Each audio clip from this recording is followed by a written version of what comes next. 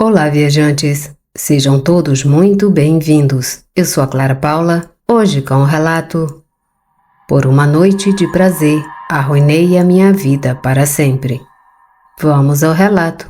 Há vários anos, quando eu era mais jovem, para mim era normal que uma pessoa da minha idade costumasse sair para passear, também para os bares, para se divertir à noite, embora eu também reconheça que era completamente vagabundo. Eu também tinha as minhas responsabilidades, pois vivia sozinho, trabalhava e mantinha minhas despesas pessoais. Era um fato que a vida noturna me atraía bastante. Naquela época, eu estava em uma fase complicada. Não tinha namorada. No entanto, todo fim de semana tinha um amante diferente. E é que a vida me deu um carisma estranho, uma centelha especial que atraía muito as garotas. Por isso, toda vez que eu saía para uma festa ou para um bar, era certo que se eu convidasse uma garota para sair, acabaríamos na cama, tendo um delicioso encontro romântico para aquelas festas ou para aquelas noites de saída. Vou contar um pouco sobre minha forma de viver naqueles anos para que vocês entendam o contexto no qual começa a situação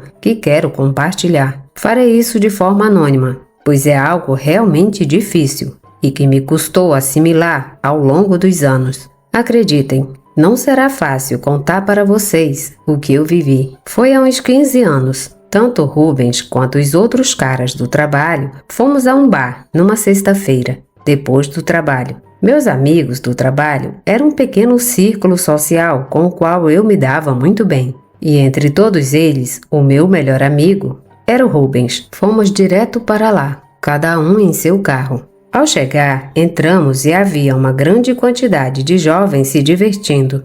A pista de dança estava lotada. A escuridão e as luzes coloridas faziam com que você entrasse imediatamente no clima da noite. A diversão, as bebidas, o tabaco e as mulheres, outro dos meus terrenos, ou como se diz, como um peixe na água. Imediatamente procuramos uma mesa, nos sentamos todos os amigos e começamos a beber alguns drinks. Brindamos e depois cada um se dispersou, procurando uma garota para dançar e para conquistar, em busca de chegar a algo mais. Depois de termos bebido alguns drinks, ficamos na mesa apenas eu e meu amigo Rubens, apenas para respirar um pouco. Eu me sentia completamente à vontade. Rubens e eu estávamos observando, procurando a futura vítima de nossos encantos. Eu olhava para todos os lados. A variedade era incrível, mas houve uma garota que chamou muito minha atenção. Para contemplá-la com mais detalhe e analisá-la, acendi um cigarro. Dei algumas tragadas e me acomodei tranquilamente. Queria saber quais eram seus comportamentos. Tentava ler sua linguagem corporal. O que me chamava a atenção naquela garota é que ela estava vestida de preto,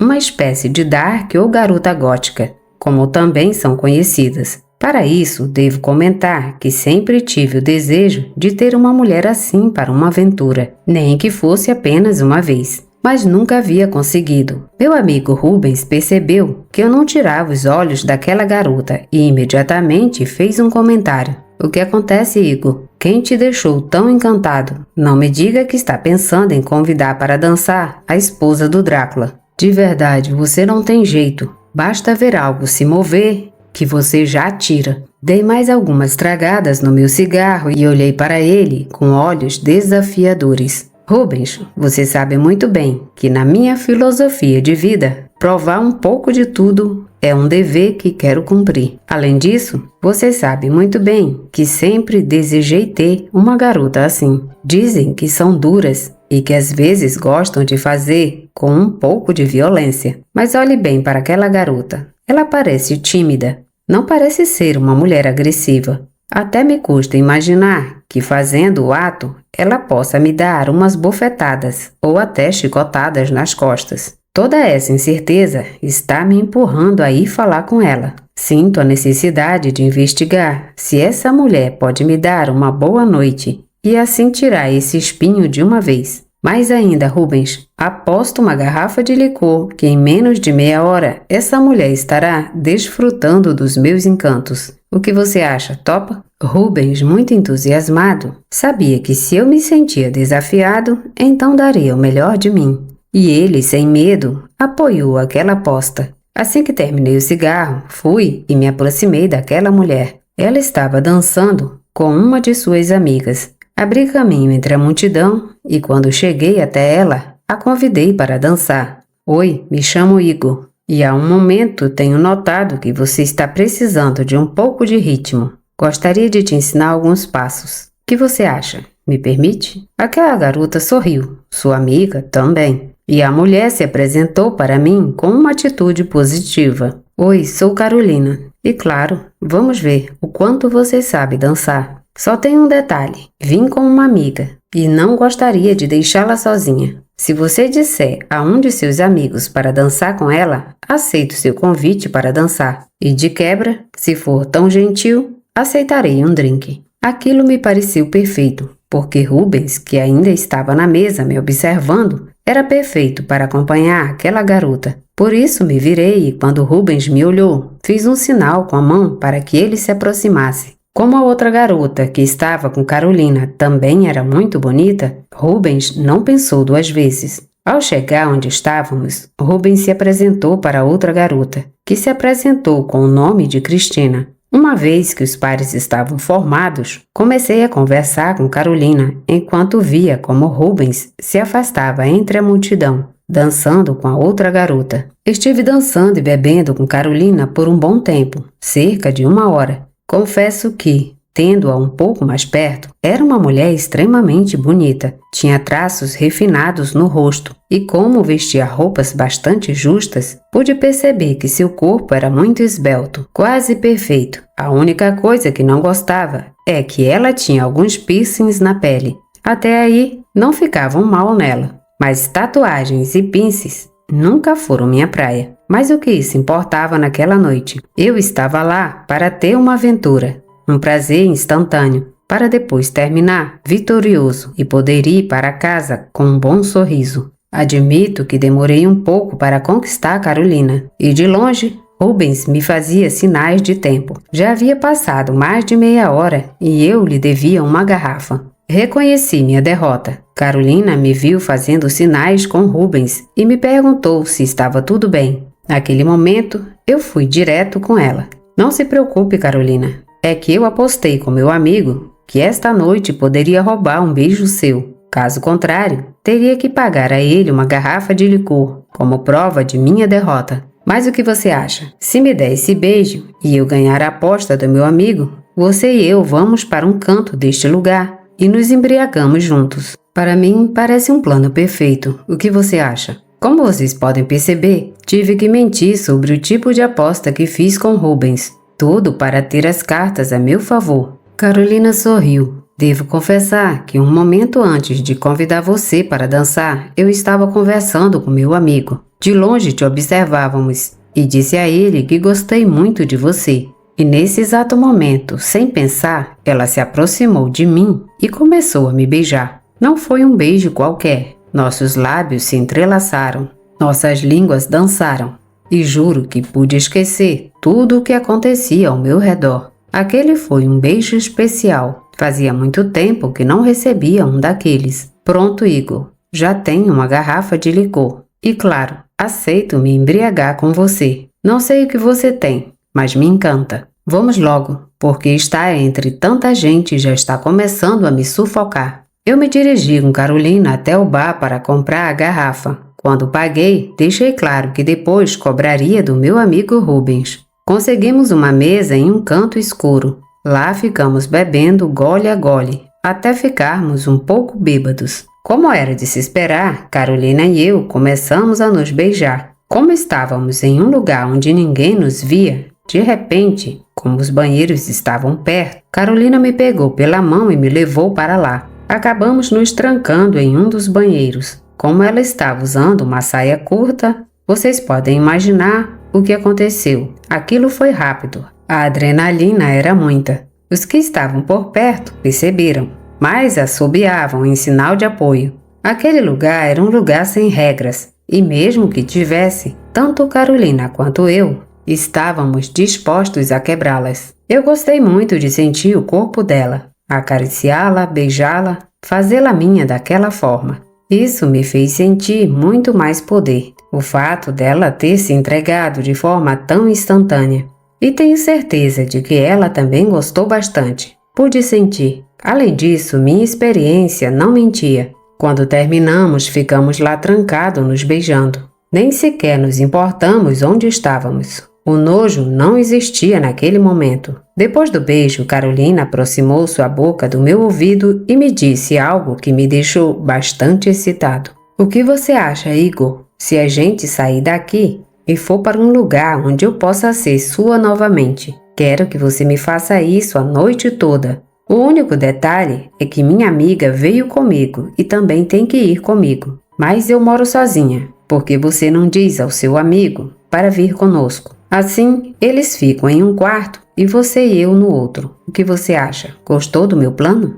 Aquilo me encantou, além do fato de que ainda tínhamos muito licor. Quando contei a Rubens, ele ficou animado, pois durante toda a noite não havia conseguido beijar a outra garota. Mas ele sabia que, ao se trancar em um quarto com ela, poderia fazer o que quisesse. Entramos no carro e fomos até a casa de Carolina. Quando chegamos, percebi que aquele ponto da cidade eu nunca tinha visto antes. Parecia uma zona um tanto perigosa, mas por sorte já era tarde da noite e tudo estava muito quieto. A casa de Carolina era uma casa de 2 andares. Quando entramos, notei que no térreo havia um quarto e no andar de cima havia vários outros. Já dentro, deixei minhas mãos acariciá-la por completo. Foi aí que entendi que Carolina era um tanto rude. Enquanto fazíamos, ela me dava tapas e também arranhou minhas costas até fazê-las sangrar. Mas aquilo, em vez de me desagradar, me motivou e me fez entrar em um prazer muito mais intenso. Quando terminamos, estávamos exaustos, não havia mais licor. E foi aí que Carolina disse que desceria, pois ela tinha guardado várias garrafas. Quando voltou ao quarto, trazia uma garrafa de conhaque e 2 taças.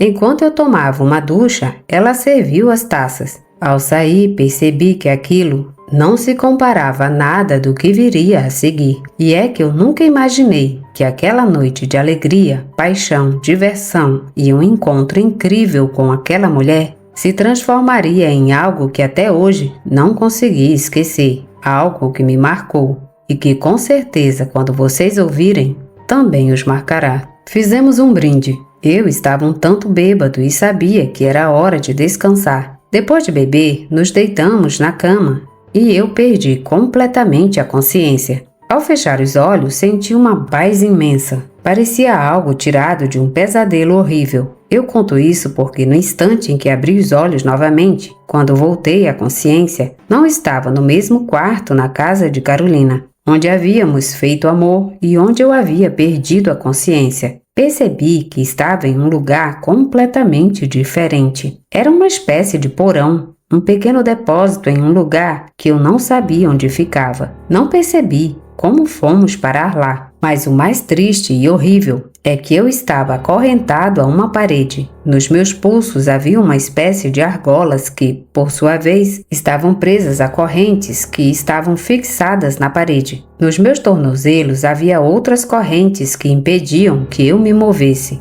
Deitado, senti um mareio horrível, como se estivesse sob o efeito de alguma substância sedativa. Por um momento, pensei que estava dormindo e que aquilo era um pesadelo. Mas de repente, quando levantei o rosto, vi que não estava sozinho. Naquele lugar, onde entrava pouca luz, diante dos meus olhos, estava a presença de várias pessoas, entre elas, Carolina e Cristina. Mas o mais estranho de tudo é que todos os presentes nos olhavam como se fôssemos suas presas. Eles estavam vestidos com capuzes escuros. Enquanto os observava e tentava imaginar o que estava acontecendo, ouvi um grito muito forte. Era meu amigo Rubens que estava ao meu lado. Eu não o tinha visto antes. Ele estava igual a mim, acorrentado e nu, completamente à mercê dos desejos mais sombrios daquelas pessoas. Naquele momento entendi que aquilo não era um sonho ou um pesadelo, mas que eu havia cometido um erro naquela noite. Deixei-me envolver por Carolina e ela armou uma armadilha para mim. usando minha fraqueza pelo prazer. Comecei a gritar. Francamente, eu pedi que nos deixassem ir, que poderíamos dar dinheiro ou o que quisessem, mas que queríamos estar livres, sãos e salvos. O medo estava tomando conta de mim e de Rubens. No chão havia um símbolo estranho pintado, aparentemente de uma seita demoníaca. O símbolo estava cercado por várias velas acesas. O cheiro era de incenso e percebi imediatamente que Rubens e eu estávamos sendo parte de um ritual de bruxaria. Infelizmente, seríamos as vítimas. Depois de um silêncio, um dos homens se aproximou de nós. Aparentemente, ele era o líder. Parou a cerca de 1 metro de distância. Olhou para nós com atenção e então disse: Esta noite, um de vocês será sacrificado. Seu sangue servirá para dar as boas-vindas ao nosso Senhor das Trevas. Enquanto isso, o outro terá que viver com o trauma, porque o que os seus olhos verão dificilmente será apagado de sua memória. Tenham certeza disso. Senti muito medo, pois o homem se aproximou de mim. Em uma das mãos ele segurava um chicote, não muito longo, de cerca de 1 metro, e na outra, uma adaga que imaginei que ele queria cravar em meu corpo. O sujeito se aproximou lentamente, dando-se tempo para consumar seu ato demoníaco.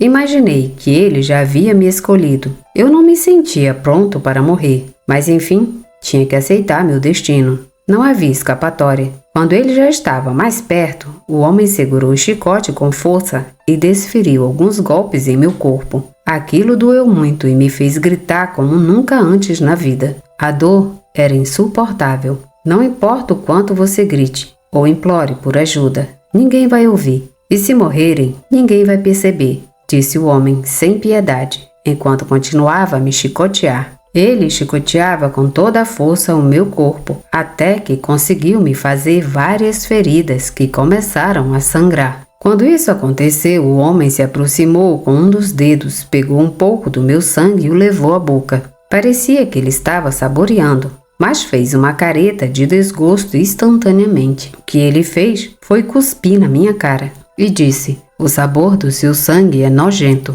Você não é digno de oferecê-lo ao nosso Senhor. Mas acho que com seu amigo será diferente. Por isso peço que abra bem os olhos. Quero que veja profundamente o que farei com ele. Caso contrário, você terá o mesmo destino. Aquele homem se aproximou de Rubens e começou a fazer o mesmo. Empunhou novamente o chicote com força e, ao desferir vários golpes, fez com que a pele de Rubens se abrisse. O homem também se aproximou e com o dedo pegou um pouco do sangue de Rubens. Levou à boca e ficou em silêncio. Depois de saborear o sangue, ele fez um sinal para os outros presentes. Diante do sinal, aqueles homens se aproximaram de Rubens. Um deles trazia um balde com um líquido que fervia e soltava fumaça. O homem que segurava o balde se aproximou de Rubens e o colocou perto do rosto dele. Imagino que era algum tipo de substância levemente sedativa, porque quando todos se aproximaram e Rubens cheirou aquilo, ele ficou bastante tranquilo e submisso às ordens daquelas pessoas. Com isso, Rubens foi facilmente solto. As correntes foram liberadas, mas depois ele foi levado até o círculo cercado de velas. Ele foi deitado ali, aberto em forma de estrela, com os braços, pernas e cabeça estendidos. No chão havia algumas argolas e correntes às quais Rubens foi novamente submetido. Uma vez acorrentado, ele começou a gritar e a pedir ajuda. Nesse momento, um dos homens trouxe um pedaço de pano que foi enfiado na boca de Rubens para que ele não pudesse mais gritar. Todos os presentes começaram a tirar os capuzes. Um dos homens se aproximou novamente de Rubens com algo para ele cheirar, como se quisesse fazê-lo acordar e voltar à consciência após o sedativo. Rubens ficou completamente nu, assim como todos, exceto o líder do grupo. Ele se aproximou de Rubens e, usando a adaga, fez um corte em uma de suas pernas. Certamente atingiu uma veia importante, porque o sangue começou a jorrar. Rubens tentou se debater, mas não conseguiu se soltar. Sua morte era inevitável. Em seguida, o homem fez um corte na outra perna, depois nas veias das mãos e finalmente fez um corte profundo no pescoço, na altura da garganta. O sangue jorrava e jorrava, formando uma grande poça.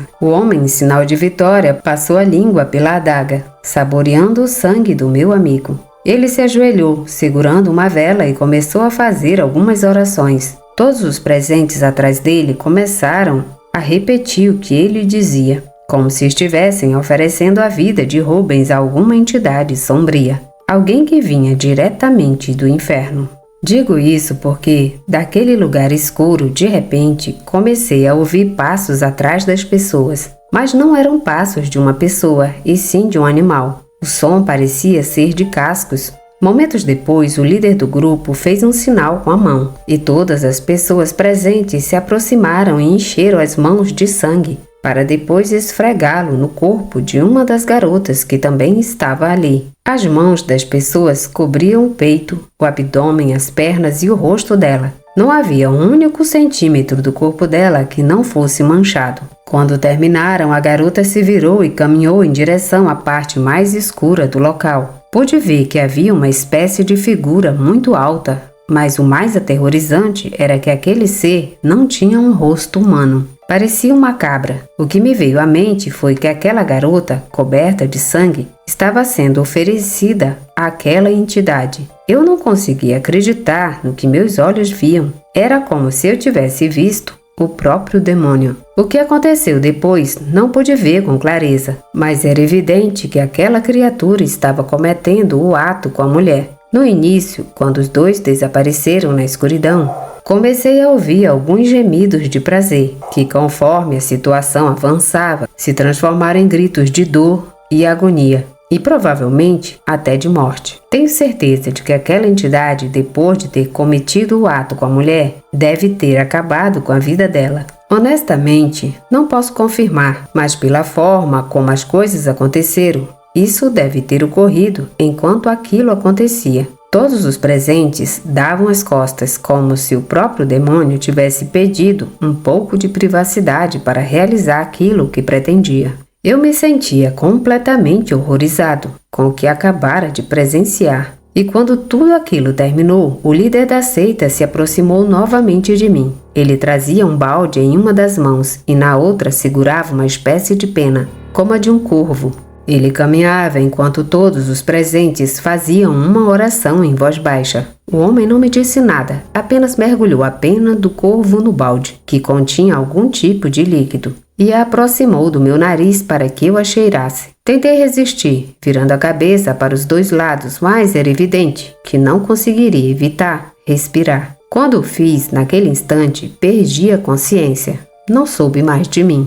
Senti como se tivesse vivido uma eterna escuridão, uma morte momentânea. Imagens e muitos pesadelos vinham à minha mente, o que finalmente me fez acordar. Quando isso aconteceu, abri os olhos e percebi que estava em um lugar que me parecia bastante familiar. Digo isso porque aquele lugar era o meu quarto. Eu estava seminu, coberto por um lençol. Já era dia, por volta da tarde. Meu corpo estava limpo e meu quarto estava exatamente como eu o havia deixado da última vez que estive lá. Descobri a cama e comecei a tocar o colchão, tentando acreditar que tudo aquilo havia sido um pesadelo. Até imaginei que meu amigo Rubens ainda estava vivo. E pensei que nada havia acontecido, que aquela tortura, a morte de Rubens, a entidade demoníaca, tudo havia sido inventado pela minha imaginação. O triste de tudo é que houve um detalhe que me trouxe de volta à realidade.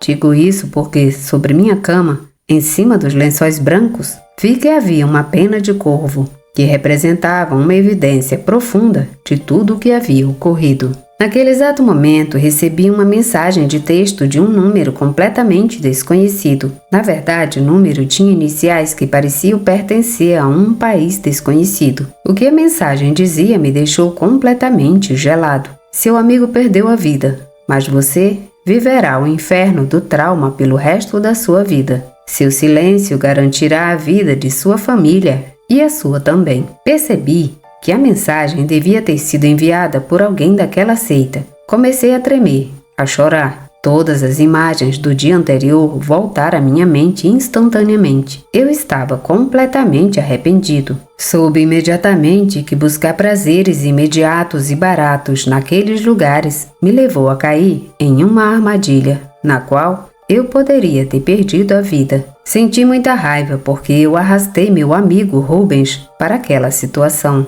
A culpa começou a me consumir e tudo aquilo me afetou muito. Fiquei muito mal. Por muito tempo fiquei em dúvida sobre se deveria ou não falar sobre tudo isso. Como vocês podem imaginar, as autoridades procuraram meu amigo Rubens por muito tempo, mas ele nunca foi encontrado. De nada adiantaria eu ter falado. Ele nunca voltaria. Seu corpo provavelmente foi feito desaparecer por aquelas pessoas. Podem tê-lo queimado, enterrado, mutilado. Quem sabe? Por mais que eu tivesse falado, ele nunca voltaria. E isso colocaria em risco minha família, meus pais, irmãos e principalmente eu. Por isso preferi compartilhar isso de forma anônima. Sei que esse tipo de seita está por todo o mundo, em todos os lugares. Mesmo quando senti coragem para abrir a boca, recebi sinais da presença deles e me senti ameaçado.